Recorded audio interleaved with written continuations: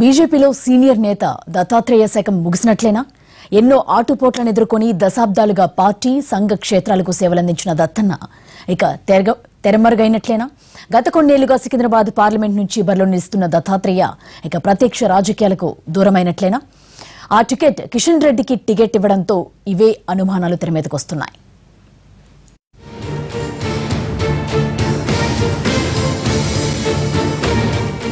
దత్తన్న అంటే నేనున్నాను అని పలకరించే బండారు దత్తాత్రేయ ఎపిసోడ్ బీజేపీలో ముగిసినట్టే.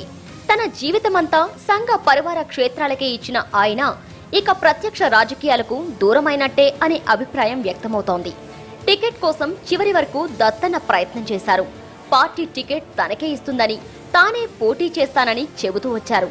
నియోజకవర్గంలో విరివిగా కార్యక్రమాలు కూడా నిర్వహించారు. రెగ్యులర్ గా సభలు సమావేశాలు ఏర్పాటు చేశారు. కానీ పార్టీ హైకమాండ్ ఆయన్ను కరుణించలేదు.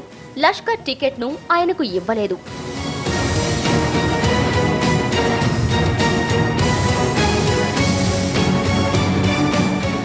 ఏది ఏమైనా దత్తాత్రేయకి సికింద్రాబాద్ తో విడదీయరాని బంధమే ఉన్నట్టు చెప్పొచ్చు. అక్కడి నుంచే గెలిచి ఆయన కేంద్ర మంత్రి అయ్యారు. తనకంటూ ఒక ఇమేజ్ తెచ్చుకున్నారు. గెలిచినా ఓడినా ఆయన ఆ నియోజకవర్గాన్నే పట్టుకుని తిరిగాడు.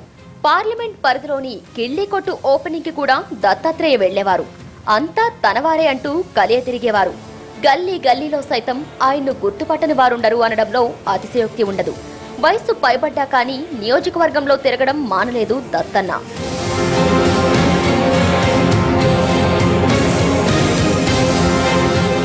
తాజా పరిణామంతో దత్తాత్రేయ ఏ విధంగా స్పందిస్తారో వేచి చూడాల్సిందే. పార్టీ హైకమాండ్ ఆయన భవిష్యత్తుపై హామీ ఇస్తుందా, ఆయన సేవలను మరో రకంగా ఉపయోగించుకుంటుందా చూడాలి. ఇప్పటికే ఆయన అనుచరులు ప్రత్యామ్నాయం చేసుకుందామని ఆయన మీద ఒత్తిడి తెస్తున్నట్టు సమాచారం.